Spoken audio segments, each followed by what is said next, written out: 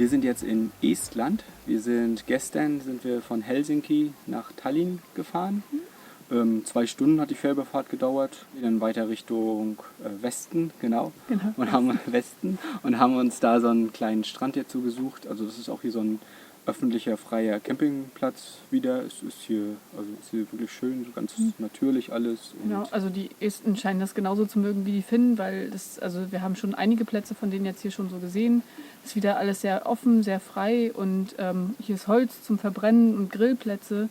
Das ist sehr, sehr schön. Und gestern Abend sind auch so bis 22, 23 Uhr sind immer noch Leute mit ihren Zelten gekommen, haben die aufgebaut und hier dann übernachtet. Die sind jetzt alle schon weg. Wir sind mal wieder die Letzten hier. Also wir lassen uns etwas Zeit und ja, ist echt schön. Jetzt wollen wir aber dann noch weiter Richtung Westen. Da sind dann auch noch 2 so größere Inseln.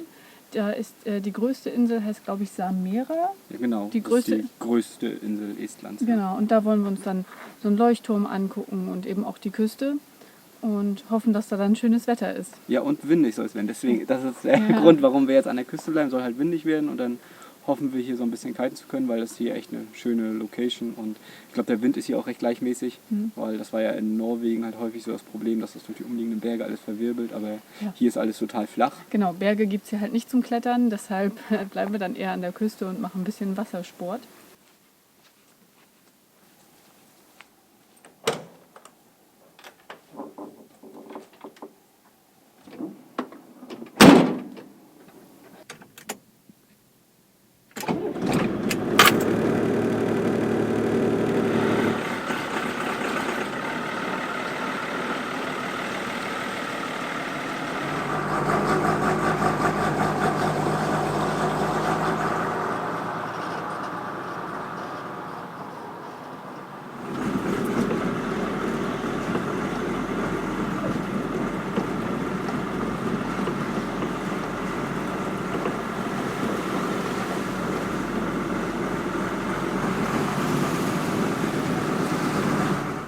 Ja, wir sind jetzt über ein paar Waldwege und Nebenstraßen, sind wir immer so an der Küste lang gefahren und es ist echt hübsch, auch überraschend wenig los. Ich dachte halt, das Baltikum, da wäre touristisch halt mehr los, aber es ist relativ leer. Wir sind jetzt hier an so einem Platz, hier ist so ein offizieller Campingplatz, also der kostet nichts, aber hier stehen jetzt halt auch ein paar Wohnmobile und auch ein paar Zelte und sowas, aber hier ist ein richtig schöner Strand und jetzt werden wir uns erstmal ein bisschen den Strand angucken.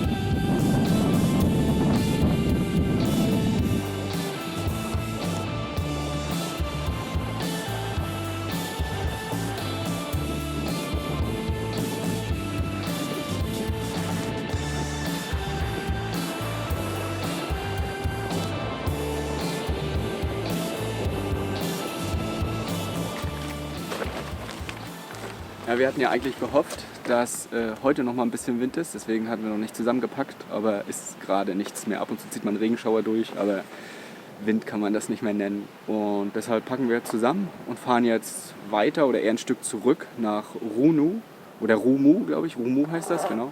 Da sind wir schon mal dran vorbeigefahren und da gibt es ein versunkenes Gefängnis. Das hatten uns die, mit denen wir gestern zusammen am Strand saßen und Feuerchen gemacht haben, haben das erzählt. Das soll wohl ganz toll sein. Ganz blauer See und das wollen wir uns halt mal angucken.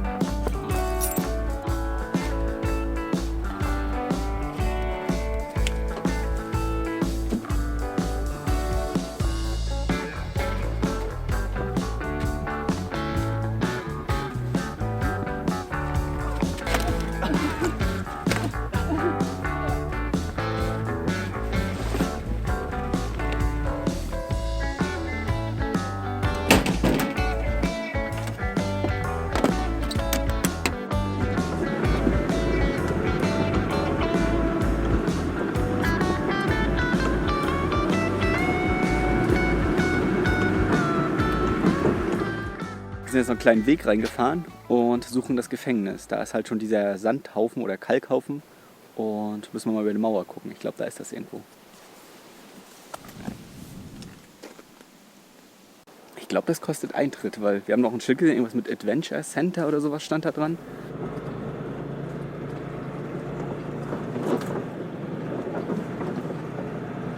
Wir dachten ja, wir kommen von der anderen Seite rein und können dann vielleicht rüber schwimmen über diesen kleinen See. Aber das ging irgendwie nicht. Es war auch alles überall halt eine Mauer rum. Und jetzt sind wir zu diesem Adventure Center gefahren und das ist wohl der offizielle Eingang hier. Also es hat jetzt 4 Euro pro Person gekostet. Das Gefängnis in Rumu wurde erst 2012 komplett geschlossen. Früher konnten oder mussten die Insassen hier Marmor abbauen. Mit der Schließung des Gefängnisses wurde auch der Marmorabbau eingestellt und die Pumpen, die alles trocken gehalten haben, abgeschaltet.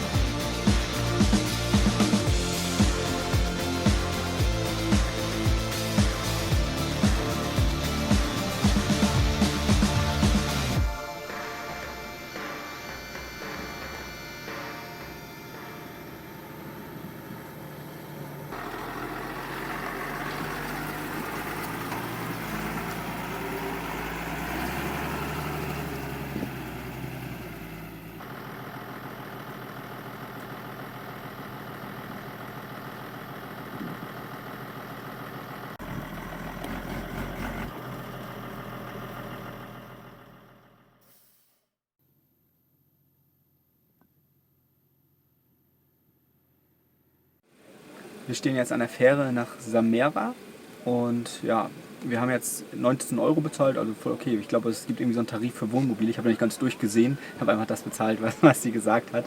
Und das waren jetzt 19 Euro, was wir bezahlen mussten. Die Fähre fährt hier alle 35 Minuten, also wir haben sie knapp verpasst, weil das an der Kasse so lange dauerte.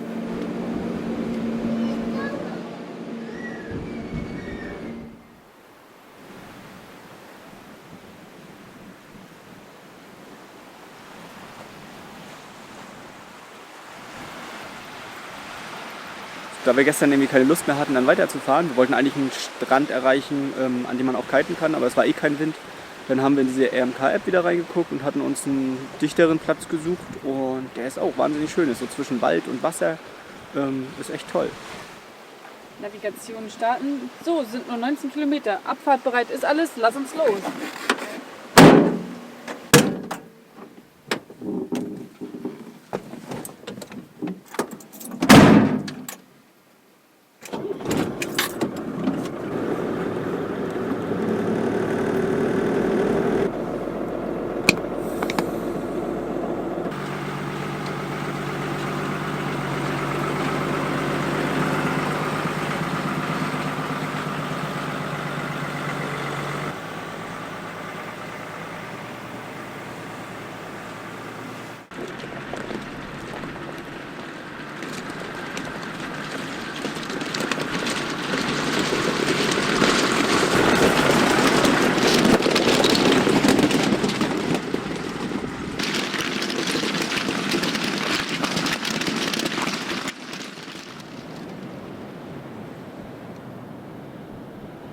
Wir haben uns jetzt doch noch einen anderen Platz gesucht. Wir waren erst auf diesen Platz, den Andrea da rausgesucht hatte, diesen RMK-Camping.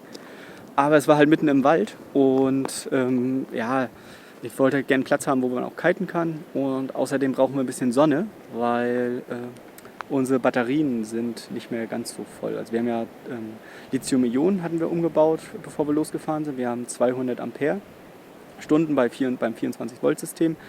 Aber war jetzt immer bewölkt und eine Solarpaneele lief nicht. Also hatten wir halt nicht nur 300 Watt statt der üblichen 600.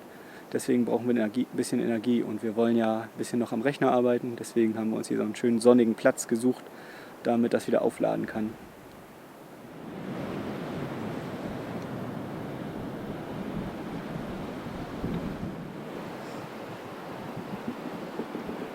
Ich habe ja gerade schon erzählt, dass eine Paneele nicht lief, das war diese hier.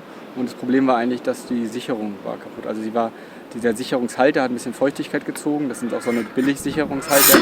Und was machst du denn Na, da? Luft reinlassen. Ach so. Das waren halt so eine Billig-Sicherungshalter und die haben Feuchtigkeit gezogen.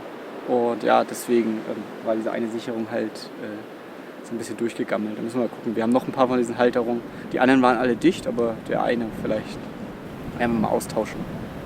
Ja, besser wäre vermutlich gewesen, hätten wir direkt an der Paneele die Durchführung gemacht in den Innenraum, aber wir wollten halt im Dach keine Löcher bohren und wir hatten an der Seite die Löcher, das war ja damals so ein Funkkoffer und da waren halt Antennenanschlüsse dran und wir haben uns irgendwie gedacht, das ist ja ganz witzig, die mitzunutzen und deswegen sind die da vorne gelandet. War jetzt vielleicht im Nachgang nicht die beste Entscheidung, aber es funktioniert. Heute gibt es Kürbissuppe.